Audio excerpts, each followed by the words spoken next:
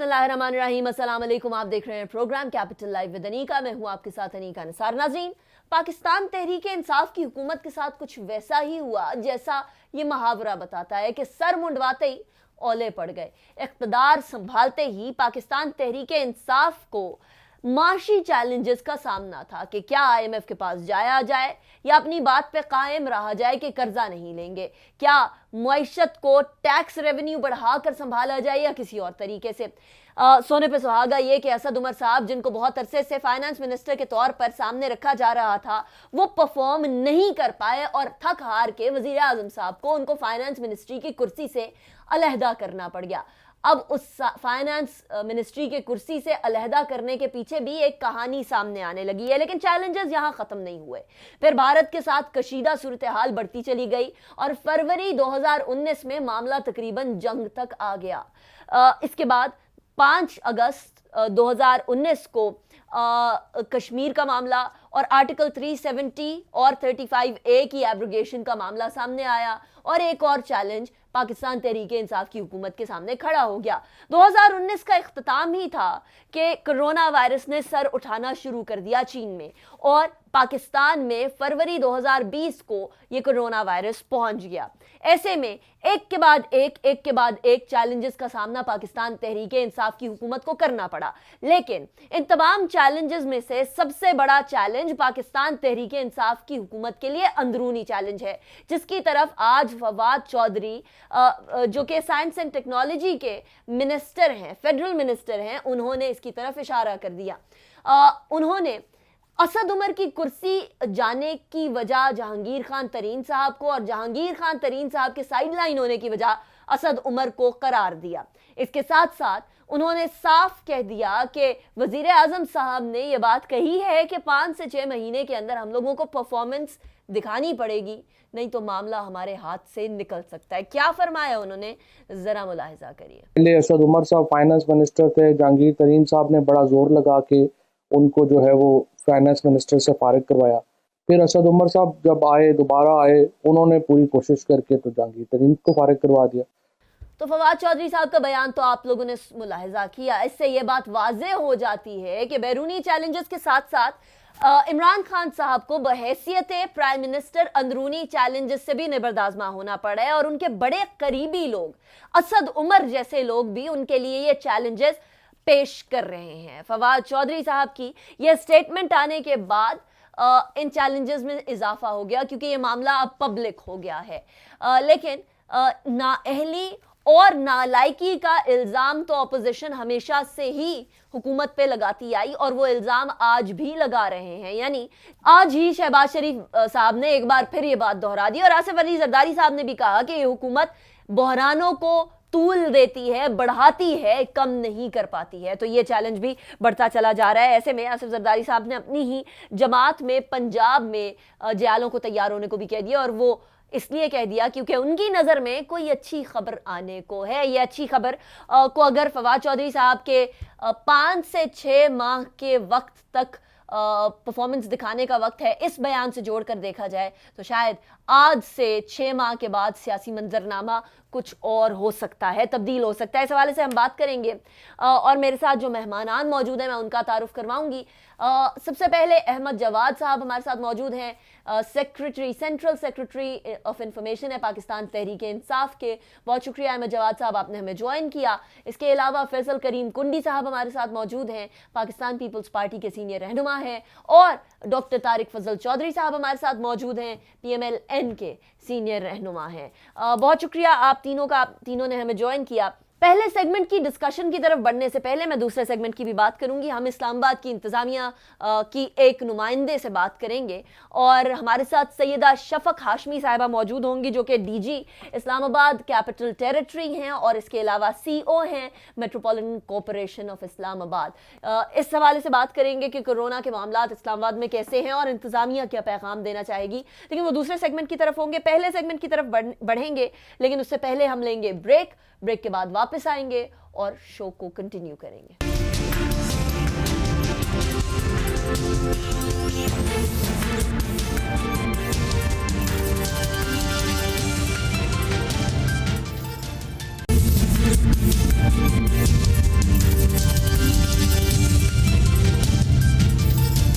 Welcome back after break पे जाने से पहले मैंने आपके सामने तमाम मामलात रखे, सियासी पेचीदगियां बढ़ती चली जा रही हैं, पाकिस्तान तहरीक इंसाफ कैसे संभालेगी ये मामलात।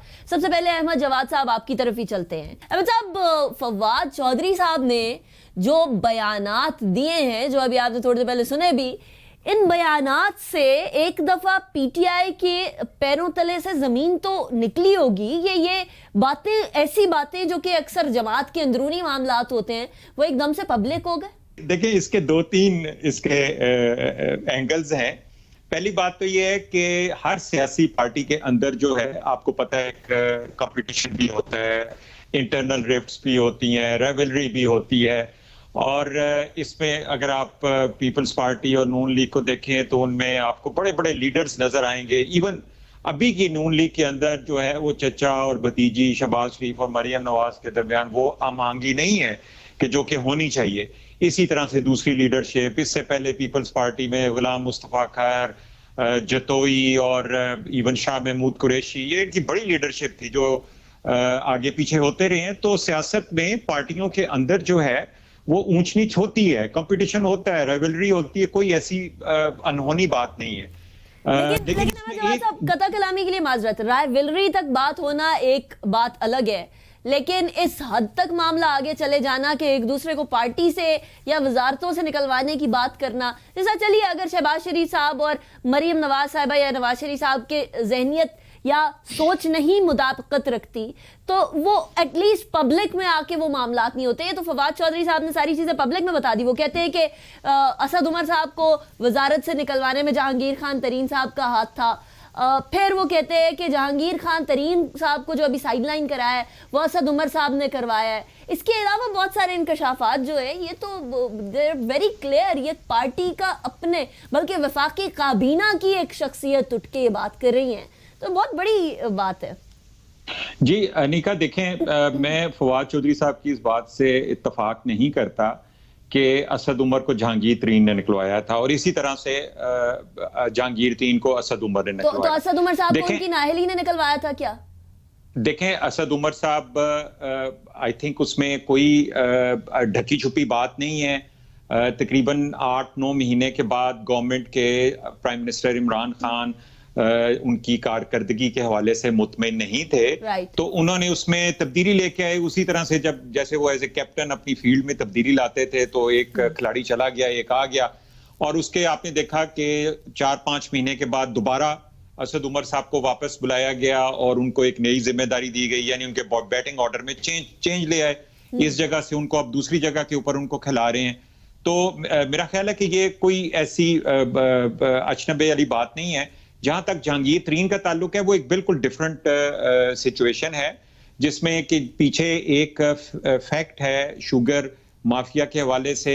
वो एक प्राइम मिनिस्टर इमरान खान का अपना एक स्टाइल है कि वो चीजों को दिलेरी के साथ लेते हैं, और उन्होंने कहा कि चाहे इसमें उंगलियां हमारी टीम की तरफ भी अगर आती हैं, हमें एक दफा इसको खोल के सामने रखना है। जब हम खोल के उसको सामने रखते हैं तो उसमें जाहिर है कुछ नाम हमारे भी उसमें आते हैं, लेकिन ये ज़हन में रखना चाहिए कि ये नाम जो हैं पिछले 20 साल से मुख्तलिफ पॉलिटिकल पार्टीज के साथ कनेक्टेड थे, और उसमें जहांगीर तरीन साहब का भी नाम आ गया।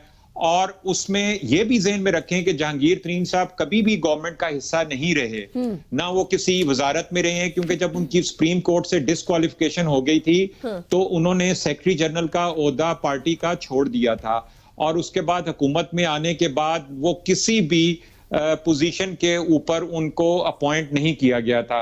हाँ, उनकी विजिबिलिटी जो है वो जाहिर है कि वो पिछले 3-4 महीने में जब से कि शुगर के हवाले से इन्वेस्टिगेशन हुई, उनकी विजिबिलिटी कम हो गई, उनकी प्रेजेंस कम हो गई, और आई थिंक वो एक अच्छी स्ट्रेटजी है जहांगीर तरीन के हवाले से कि अगर आपके ऊपर इल्जामात हैं तो आप पीछे हट जाएं और पहले अपने इल्जामात को जो है उनको साबित करें कि वो गलत हैं। और मेरा ख्याल है कि वो इसी प्रोसेस में जाएंगे। जहां पे भी वो मामला जाता है, चाहे सुप्रीम कोर्ट में जाता है या हाई कोर्ट में, इस्लामाबाद हाई कोर्ट में, जैसे कि ये मुकदमा ऑलरेडी इन प्रोग्रेस है, तो वो एक वक्त गुजरने के बाद हो सकता है कि फिर वो भी वापस आ जाए। तो ये सियासत का मैदान है, इसमें आना जाना लगा रहता है, कोई नई बात नहीं, कोई अचनबे वाली बात नहीं। राइट अहमद जवाद साहब। अच्छा, मैं फैसल करीम कुंडी साहब आपकी तरफ आऊंगी। زرداری صاحب کہتے ہیں کہ جیالے تیار رہیں، پنجاب میں اچھا وقت آنے والا ہے. یہ اچھا وقت آنے کا بیان اور زرداری صاحب کی طرف سے بالخصوص یہ بیان بڑا گہرا ہے ایک ایسے موقع کے اوپر جہاں پنجاب میں جو کسی زمانے میں پیپلز پارٹی کا گڑھ ہوا کرتا تھا اور آج وہاں نہ ہونے کے برابر ہے پیپلز پارٹی. اس بیان کے پیچھے بات کیا چھپی ہے اور پیپلز پارٹی کے ارادے ہیں کیا کنڈی صاحب؟ بسم اللہ الرحمن الرحیم. انیکا دیکھیں، پارٹیوں پہ، خاندانوں پہ، قوموں پہ وقت آتا رہتا ہے.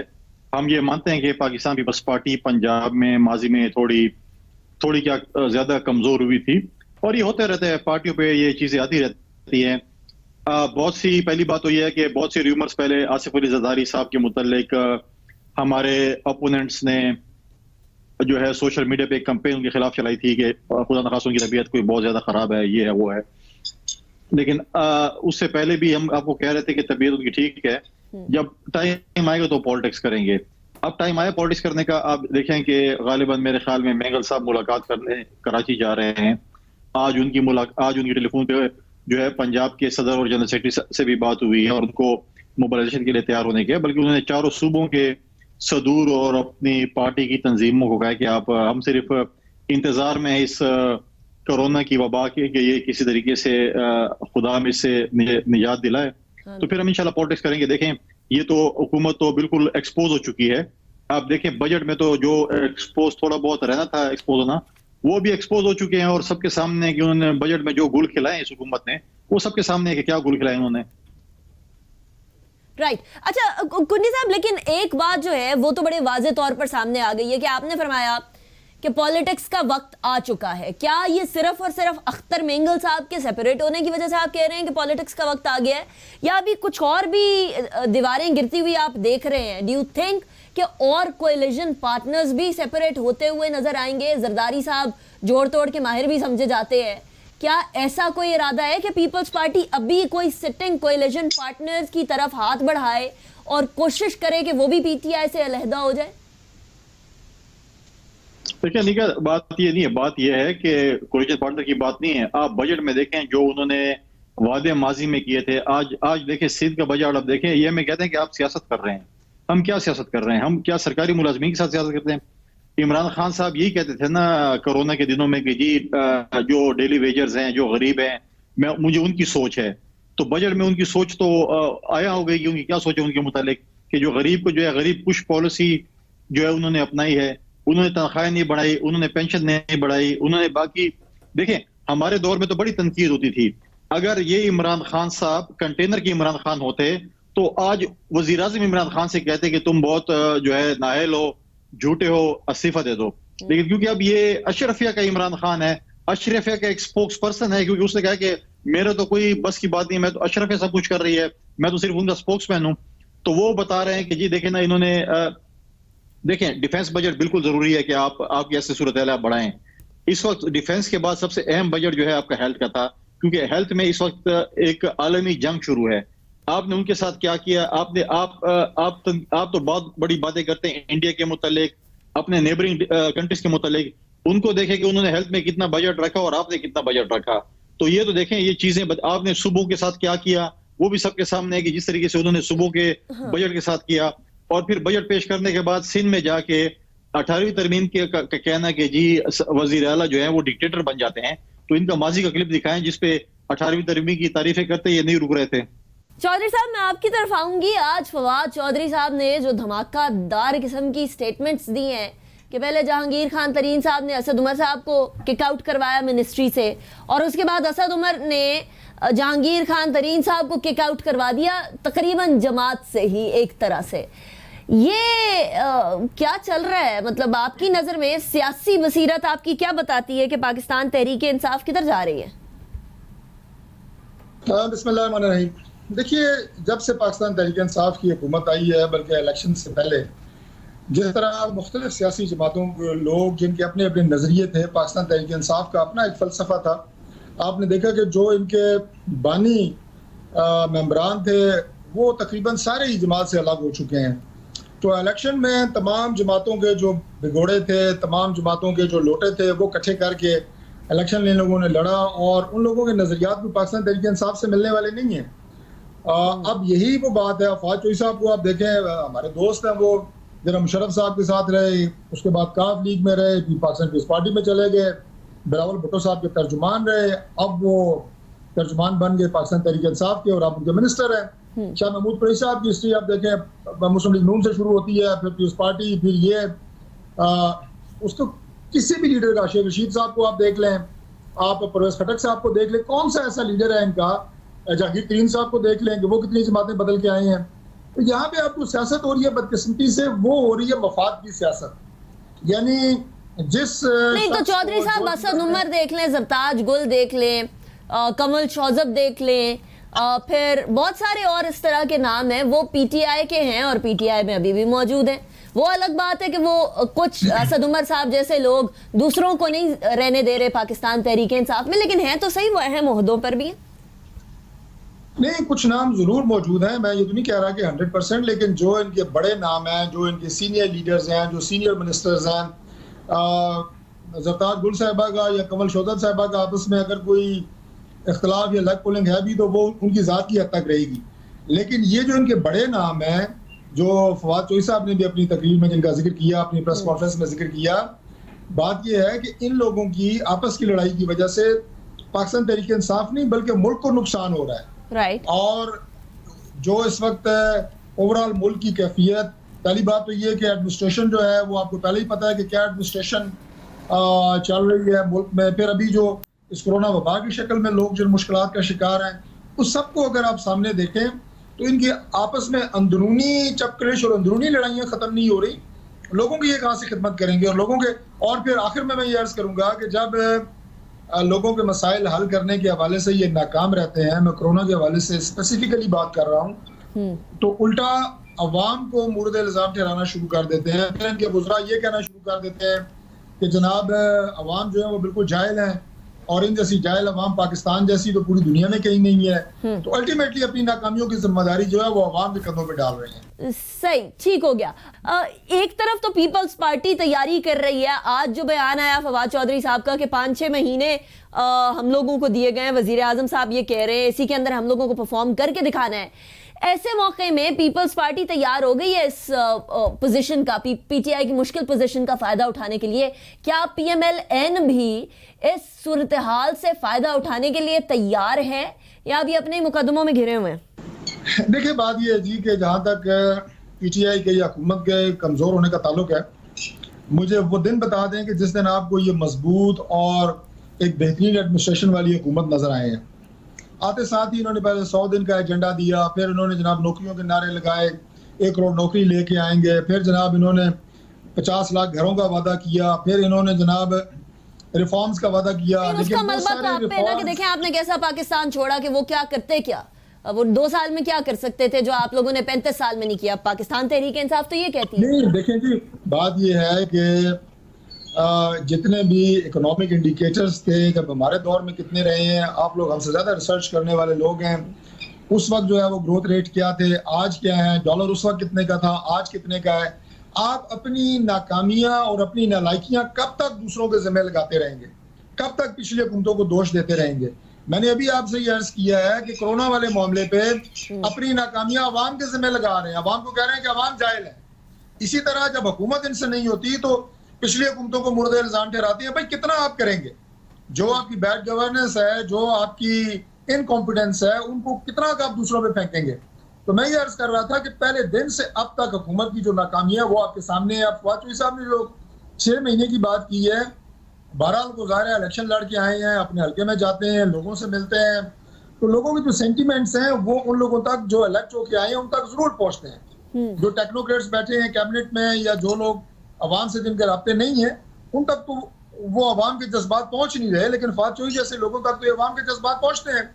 اور وہ اب انہوں نے اپنے دل کی بات کی ہے. میں اس میں بہرحال انہیں اپریشیٹ کرتا ہوں کہ فواد چوہدری صاحب نے اپنے دل کی بات کی ہے, حقیقت میں مبنی بات کی ہے.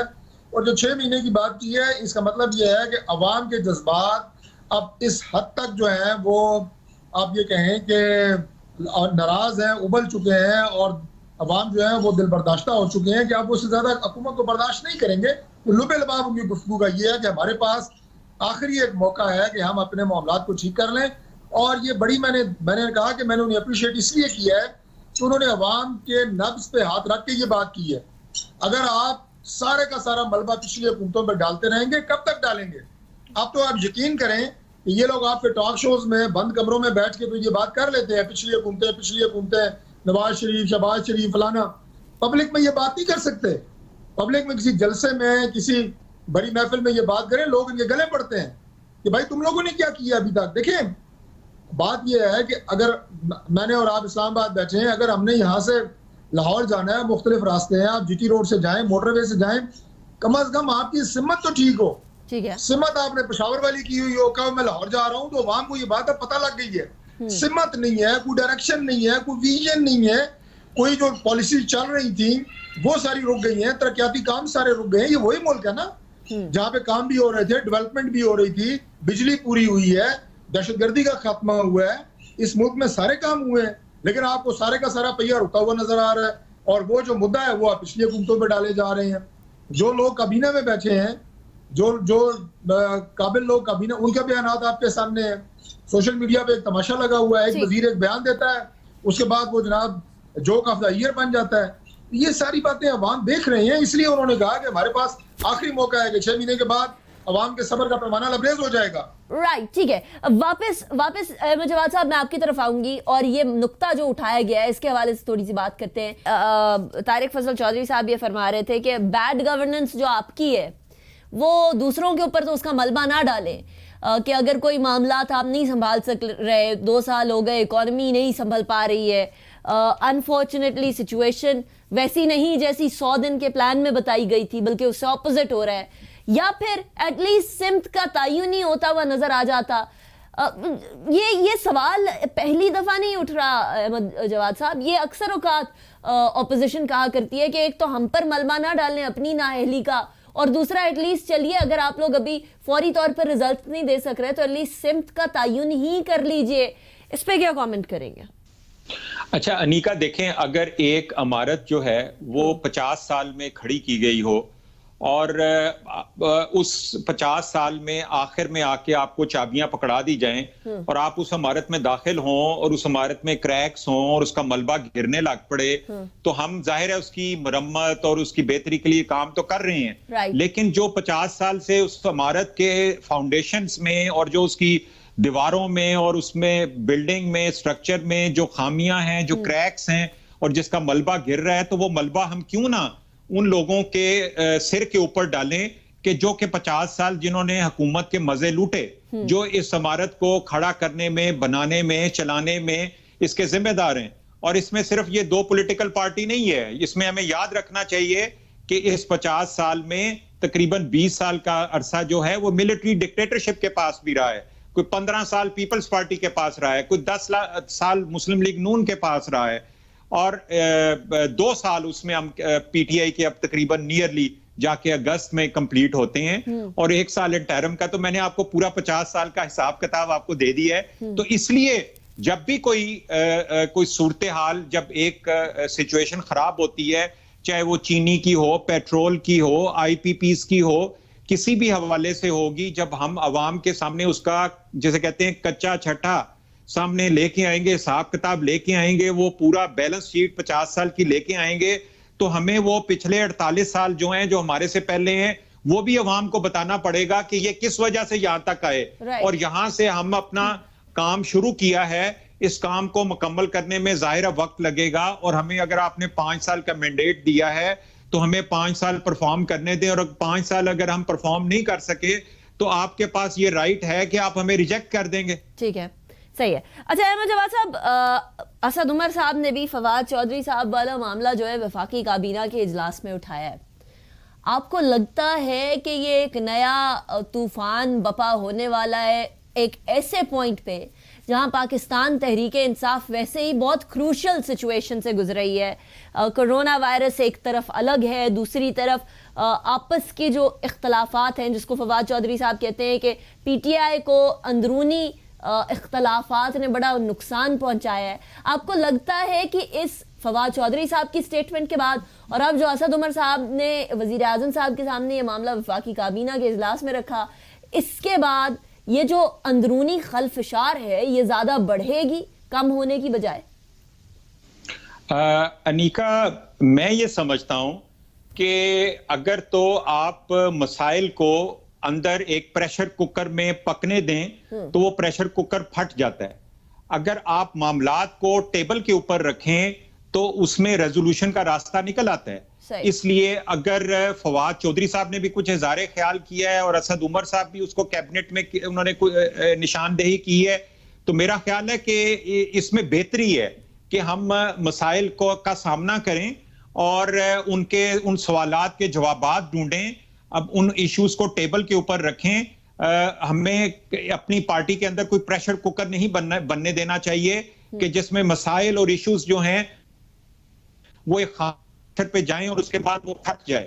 تو یہ ایک اچھی چیز ہے. میں اس کو ایک جمہوریت کا حصہ سمجھتا ہوں اور ایک جمہوری پارٹی کے اندر یہ چیز ہونی چاہیے. لیکن احمد جواد صاحب، یہ چیزیں آ کر ٹی وی پہ بات کرنے کی ضرورت پڑتی ہے. یہ معاملات کیا اندرونی طور پر حل نہیں ہو سکتے ہیں؟ اسپیشلی ایک ایسے موقع کے اوپر جہاں تمام عوام گائیڈنس تلاش کر رہی ہے حکومت سے، ایک ایسے موقع کے اوپر حکومت کے کوئی لوگ اٹھ کر اس طرح کی بات کرے، اندرونی طور پر معاملات حل ہونے کی بجائے باہر آ جائیں، تو وہ آپ کی نظر میں حکومت کی پوزیشن کو ویکن نہیں کرتے؟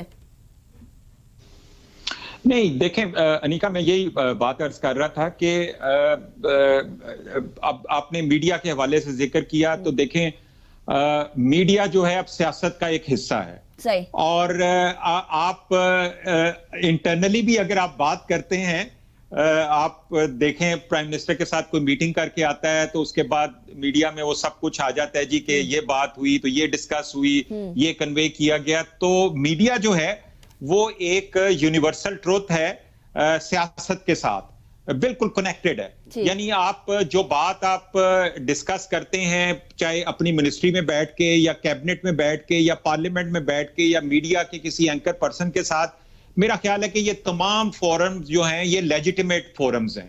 اس کے اوپر آپ بات کر سکتے ہیں. It is again like putting the issues on the table. اور جب ہم یہ چیزیں ٹیبل کے اوپر رکھتے ہیں تو ظاہر ہے کہ اس میں پارٹی کے اندر ایک جو ہے وہ ڈیلیبریشن ہوتی ہے، بات چیت ہوتی ہے. اور اگر یہ سمجھا جائے کہ پارٹی کے کسی ڈسپلن کی خلاف ورزی ہوئی ہے تو اس کے لیے بھی جو ہے ایک میکانزم موجود ہے کہ جس میں کوئی بھی اگر لیڈرشپ جو ہے وہ پارٹی ڈسپلن، نظم و ضبط کی خلاف ورزی کرتا ہے تو وہ اس کے لیے ہمارے اندر ایک اسکیڈ کے نام سے ایک ڈپارٹمنٹ موجود ہے اور وہ اس کو انویسٹیگیٹ کر سکتا ہے اور وہ ڈائریکٹلی چیئرمین کو رپورٹ کر سکتا ہے. تو اگر اسکیڈ یہ سمجھتا ہے کہ یہ کوئی نظم و ضبط کی خلاف ورزی ہے تو اس کے خلاف ایکشن بھی ہو سکتا ہے. رائٹ. اچھا، آخری سوال احمد جواد صاحب، کرونا وائرس کے معاملے پر سیاست بھی بہت ہو گئی، بیان بازیاں بھی بہت ہو گئی، لیکن ابھی دونوں نے، فیصل کنڈی صاحب نے بھی اور طارق فضل چودھری صاحب نے بھی یہ بولا ہے کہ اکثر اوقات حکومت کی طرف سے ایسے باتیں کر دی جاتی ہیں جو جوک آف دا ایئر بن جاتا ہے.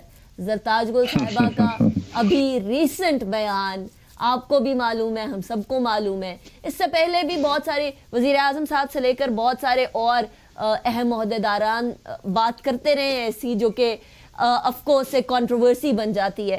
ایسے موقع پہ تو کنٹروورسی سے اوائڈ کرنا چاہیے. ایک ایسی بات کر کے پاؤں پہ کلہاڑا کیوں مار دیتے ہیں حکومت کے لوگ؟ اچھا دیکھیں انیکا، سلپ آف ٹنگ ہو جاتی ہے. نہیں، وہ سلپ آف ٹنگ نہیں کیا جواب صاحب، پلیز. نہیں دیکھیں، اور ایک فائدہ تو ہو گیا نا، آپ یہ مانیں اور آپ بلکہ اس کو چیک بھی کر لیجئے گا کہ کووڈ-19 کا کتنے لوگوں کو پتا تھا کہ اس کو کووڈ-19 کہتے ہیں. لیکن زرتاج گل کے اس کو ہائی لائٹ کرنے کے بعد اب ساری قوم کو یہ بھی پتا چل گیا کہ کووڈ-19 میں 19 کا جو لفظ ہے وہ کس وجہ سے ہے. تو میرا خیال ہے کہ یہ کوئی ایسا نیشنل ایشو نہیں ہے. سیاستدان جو ہیں وہ بھی نیشنل ایشو ہے احمد جواد صاحب، وہ بھی ہیومن بینگز ہیں. اور جسے کہتے ہیں ٹو ایئر از ہیومن، کہ انسان غلطی کا پتلا ہے.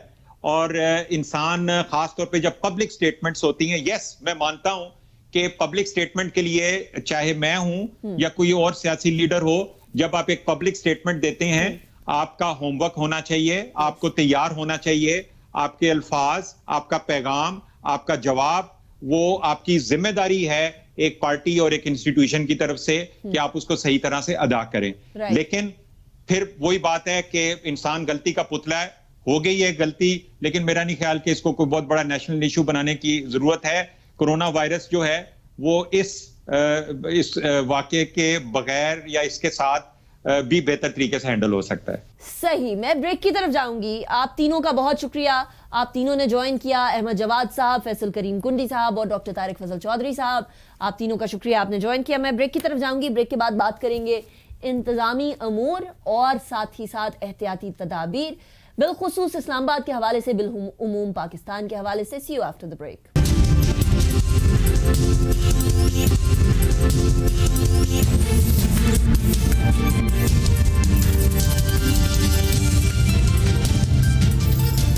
Welcome back after break. Break پہ جانے سے پہلے ہم بات کر رہے تھے کچھ سیاسی منظرنامے کے اندر تیزی سے پیچیدگیاں جو آ رہی ہیں ان کے حوالے سے, لیکن اب بڑھتے ہیں اسلام آباد انتظامیہ کے حوالے سے بات کریں گے. ایک شہر, اس کے اندر بہت تیزی سے کیسز بڑھ رہے ہیں, جس کی وجہ سے اسلام آباد انتظامیہ کو لاک ڈاؤن کرنا پڑا مختلف سیکٹرز کو, اور سیکٹر G7, G6 اور G10 کے بھی کچھ سب سیکٹر بند کیے جا رہے ہیں, سیل کیے جا رہے ہیں. ایسی صورتحال میں کیا احتیاطی تدابیر ہونی چاہیے؟ اور ہم اکثر اوقات سنتے رہتے ہیں SOPs. یہ SOPs ہیں کیا؟ اس حوالے سے بھی بات کریں گے. ہمارے ساتھ سیدہ شفق ہاشمی موجود ہیں جو کہ DG ہیں ICT کی اور CO ہیں MCI میٹروپولیٹن کارپوریشن اسلام آباد کی. بہت شکریہ شفق, آپ نے ہمیں جوائن کیا. It's a pleasure having you. اچھا شفق, سب سے پہلے تو ذرا سادہ سے سوال سے سٹارٹ کرتے ہیں. یہ SOPs ہیں کیا؟ کیونکہ مجھے پتہ ہے, آپ کو پتہ ہے, بہت سارے لوگوں کو پتہ ہوں گے, لیکن لوگ کہتے ہیں کہ ہمیں وزیر اعظم سے لے کر ہر کوئی انتظامیہ کے شخصیت اور ڈاکٹرز تک اور میڈیا کے لوگوں تک لوگ یہ کہتے ہیں SOPs فالو کریں, لیکن یہ SOPs کیا ہیں یہ بار بار کوئی بتاتا نہیں ہے. تو اب بتا دیجیے گا شفق, SOPs آخر ہیں کیا؟ SOPs بہت سمپل ہے. 3 بیسک کام آپ نے کرنے ہیں. ماسک پہننا ہے, اپنے ہاتھوں کو دھوتے رہنا ہے یا سینیٹائز کرتے رہنا ہے, اور جب بھی آپ کسی سوشل گیدرنگ میں ہوں یا آپ کے ارد گرد لوگ ہوں تو آپ نے 6 فٹ کا 2 میٹر کا فاصلہ رکھنا ہے. دس از ویری سمپل. بس یہ تین دیز آر دا بیسکس. کوئی لمبی چوڑی فہرست نہیں, یہ بہت سمپل ہے, کامن سینس ہے, لوگوں کو پتہ بھی ہے اور لوگوں کو اسی پہ عمل کرنا ہے. اچھا, لوگوں کو پتہ ہے, لوگ فالو کس حد تک کر رہے ہیں؟ آپ نے آن گراؤنڈ کیا دیکھا؟ کیا اسلام آباد میں کوئی چیلنجز ہیں ود رسپیکٹ ٹو SOPs کو فالو کرانا؟ ہمارے روز اسٹیٹسٹکس دیکھتے رہتے ہیں, کئی دکانیں سیل ہوتی ہیں, لیکن یہ چیلنجز کیوں ابھر رہے ہیں, کیوں ابھی تک لوگ؟ اس لیے کہ بہت ساری جگہوں پہ ظاہر ہے آپ کو پتہ ہے کہ کیسز ہوتے ہیں, ڈیوینٹ کیسز جو ہوتے ہیں, ان کو ہم لوگ تھرو فائنس اور تھوڑا سا کنٹرول کرنے کی کوشش کرتے ہیں, روکنے کی کوشش کرتے ہیں, بٹ بہت سارے لوگ سمجھتے بھی ہیں. مگر ظاہر ہے لوگوں نے اپنے زندگی کے روزمرہ کے معاملات بھی چلانے ہوتے ہیں, اس میں ہم ان کو صرف یہی ان کو اویئر کرنے کی ہی بات ہے کہ SOPs کو فالو کیجئے. یہ 3 بیسک چیزیں کیجئے. جب کبھی باہر جائیں ماسک پہن کے جائیں, سینیٹائزر اپنے پاس رکھیں, اور آئی تھنک لوگ اب سمجھ رہے ہیں اور کافی حد تک سمجھ بھی گئے ہیں. اور مزید اگر ان کو سمجھانے کی ضرورت ہے تو انتظامیہ آن گراؤنڈ ہے, ان سے تعاون کرنے کے لیے, ان کی مدد کے لیے, ان کو مزید گائیڈ کرنے کے لیے فیلڈ میں موجود ہے. اور اس پہ ہم پوری کوشش کر رہے ہیں کہ SOPs کو فالو کرایا جائے. جہاں نہیں ہو رہا وہاں پہ ظاہر ہے پھر زور زبردستی سے بھی کام چلانا پڑ رہا ہے. رائٹ, جو لاتوں کے بھوت باتوں سے نہیں مانتے انفارچونیٹلی. اچھا, لیکن کرونا کی ابھی اسلام آباد میں کیا صورتحال ہے؟ ہم ہائی روز دیکھتے ہیں کہ DC اسلام آباد اکثر اناؤنس کر رہے ہوتے ہیں کہ ہم نے یہ والے سیکٹر کو سیل کر دیا. ابھی کل شام کو بھی 3 کے قریب جو ہے وہ سیکٹر اور سب سیکٹر سیل ہو رہے ہیں. ایٹ دس پوائنٹ اسلام آباد میں کتنے کیسز ہیں کرونا کے, اور کس سیکٹر کے اندر یہ کیسز بہت ہی زیادہ اسپائک کر گئے؟ دیکھیے, جن سیکٹرز کو ابھی لاک ڈاؤن کیا گیا ہے, I-10 ہو گیا ہے, جن کو بھی کیا جانے جا رہا ہے, وہاں پہ جو ہے نمبر آف کیسز جب ایک سرٹن نمبر سے زیادہ ہو جاتا ہے تو پھر ایک جنرل تھریٹ ہوتا ہے کہ شاید کیسز اور سرچ کریں, اس لیے ان کو لاک ڈاؤن کر دیا جاتا ہے, ان کو پہلے آگاہ کر دیا جاتا ہے. Number of cases on average ہمارے جو جا رہے تھے وہ اس میں بہت بہتری آئی ہے پچھلے 1 ہفتے کے دوران. اور اس میں یہی ظاہر انتظامیہ کی بھی اس میں ایفرٹس ہیں. اس کے علاوہ زیادہ لوگوں کو پرسویٹ کرنے والی بات ہے, اور لاک ڈاؤن بھی ایک کائنڈ آف پریکاشن ہی ہے کہ تاکہ مزید کیسز ان سیکٹرز میں نہ پھیل سکیں. تو ہماری کوشش یہی ہے کہ ہم لوگوں کو زیادہ سے زیادہ قائل کریں اس بات کے اوپر کہ آپ اپنا خیال خود رکھیں, اپنی صحت کا خیال خود رکھیں, اور اپنے تھرو لوگوں تک مزید اس وائرس کو پہنچانے کا سبب نہ بنیں. تو یہی اس میں بیس لائن ہے. رائٹ. اچھا شفق, ایک بڑی امپورٹنٹ چیز ہے جو کہ میں اکثر ایز اے جرنلسٹ لوگوں سے سنتی ہوں, اور وہ یہ کہ دیکھیں ہم لوگ گھروں میں بند ہیں, کیا کریں, کوئی ایکٹیویٹی نہیں ہے ہمارے پاس کرنے کو, ہم باہر جائیں گے تو کوئی ایکٹیویٹی ہوگی. ٹریلز پہ آپ نے جب لاک ڈاؤن تھا تب بھی بے شمار رش دیکھا, پارکس کے اندر بھی لوگ احتیاط اکثر نہیں کر رہے ہوتے ہیں. تو کون سی کوئی ایکٹیویٹی ہے جس کے حوالے سے کوئی انتظامیہ بھی مدد کر رہی ہو کہ جو گھر پہ بیٹھ کے بھی کی جا سکتی ہے یا جو سوشل ڈسٹینسنگ مینٹین کر کے بھی کی جا سکتی ہے؟ دیکھیے اس میں آپ کو بتاتی چلوں, ہمارے چیف کمشنر اسلام آباد نے ابھی ریسنٹلی ایک انیشیٹو اسٹارٹ کیا ہے جس کو ہم مزید اور بڑے پیمانے پہ لے کے جائیں گے, اسلام آباد ریڈز کے نام سے. اس میں ہم لوگوں کو بک ریڈنگ کی طرف واپس لانے کی کوشش کر رہے ہیں. اس میں ہم لوگوں نے ریکویسٹ کی ہے اپنے انفلوئنسر سے بھی, بلاگرز سے بھی, اور بھی ہماری جو لوگ ہیں جن کی لوگ بات سنتے ہیں, کہ کتابوں کی طرف لوگوں کو مائل کریں, گھر بیٹھ کے کتابیں پڑھیں. اس میں ہم موبائل لائبریریز کا بھی ایک انیشیٹو اسٹارٹ کرنے جا رہے ہیں ان قریب ہی, with in a few weeks, جس میں آپ کو گھر پہ کتابیں بھی پہنچائی جائیں گی once you will become member of that library. ہماری 6 لائبریریز ہیں مختلف سب سیکٹرز میں جو کہ کمیونٹی لائبریریز ہیں, اور شاید لوگوں کو ان کا زیادہ پتہ بھی نہیں ہے. تو let this be a platform to tell people کہ Islamabad reads is there for you and we encourage you to read. اور اس میں ہم آپ کا through social media feedback وغیرہ بھی لیتے رہتے ہیں, بٹ میں لوگوں کو یہ کہوں گی کہ اس میں ہمارا ساتھ جوائن کریں اور ریڈنگ کے کلچر کو دوبارہ سے ریوائیو کریں. اچھا, اسلام آباد ریڈز کو جوائن کیسے کیا جائے؟ جیسے میں اگر اسلام آباد میں رہتی ہوں تو میں اسلام آباد ریڈز کو کیسے جوائن کروں؟ کوئی ایپ ہے کیا, کس طریقے؟ جی, ایپ کے اوپر ابھی ہم کام کریں. باقی جو ہماری کمیونٹی لائبریریز ہیں ان کو ہم ریفربش کر, ان کی رینوویشن ابھی چل رہی ہے, ہم ان کو نیکسٹ ویک تک انشاءاللہ ہوپ فلی کھول دیں گے. اور اس میں وہی SOPs کے ذریعے people will be able to come, they will be able to take the books. اس پہ ہم ممبرشپ بھی لوگوں کے لیے لانچ کریں گے تاکہ لوگوں کو پتہ ہو کہ کون سی بکس ہمارے پاس نہیں آئی ہیں. And there are so many other things which we are going to do in it. Abhi to we have just started with the basic thinking that book reading culture has to be revived, and there can be no better time than this. جب کہ آپ لوگ اپنے گھروں میں محصور ہیں, اور کتاب سے بہتر تو آپ کا کوئی دوست نہیں ہو سکتا. اچھا, مجھے سننے میں آیا ہے کہ انوائرمنٹ بھی آپ کے دل کے کافی قریب ہے, تو ذرا میں کرونا کے حوالے سے انوائرمنٹ کو ذرا جوڑتے ہوئے آگے بڑھوں گی. ہر اسلام آباد کے پارک کے اندر انفارچونیٹلی یہ لوگوں کی ارسپانسبلٹی کہہ لیجئے یا نادانی کہہ لیجئے یا غیر ذمہ دارانہ رویہ کہہ لیجئے, لوگ اپنا ماسک استعمال کرتے ہیں, 2 قدم کے فاصلے پر ڈسٹ بن میں ڈالنے کی بجائے ادھر ادھر پھینک دیتے ہیں. کیا یہ کرونا پھیلانے کا سبب نہیں بنے گی؟ آپ نے بالکل ٹھیک کہا.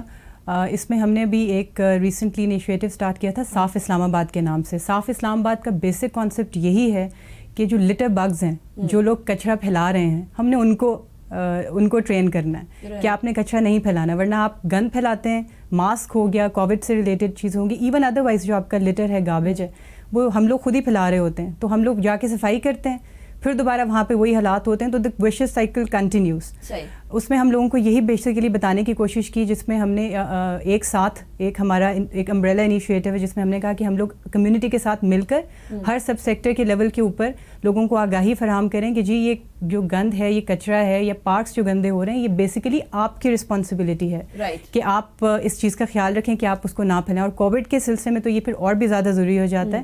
تو میں عوام سے درخواست کروں گی کہ پلیز اس بات کا خیال رکھیں, اسپیشلی آپ اگر کوئی ماسک دے رہے ہیں, اف یو آر انفیکٹڈ, تو اس سے آپ دیکھیں کہ کتنے اور لوگوں کو انفیکٹ کر سکتے ہیں. But to control that we have our teams in ground, اور وہ جا کے they are collecting all that stuff.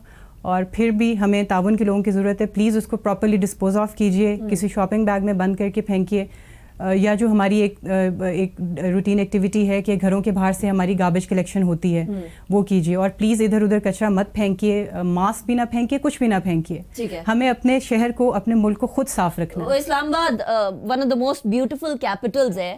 یہ تبھی بیوٹیفل رہے گا جب میں اور آپ ذمہ داری کا مظاہرہ کریں. شفق, جانے سے پہلے اسلام آباد کے باسیوں کو ان پرٹیکولر اور بالعموم پورے پاکستان کے شہریوں کو کیا انتظامیہ کے حوالے سے پیغام دینا چاہیں گی؟ یہی پیغام دینا چاہوں گی کہ اس وبا سے لڑنے کی رسپانسبلٹی ہم سب کی جوائنٹ رسپانسبلٹی ہے.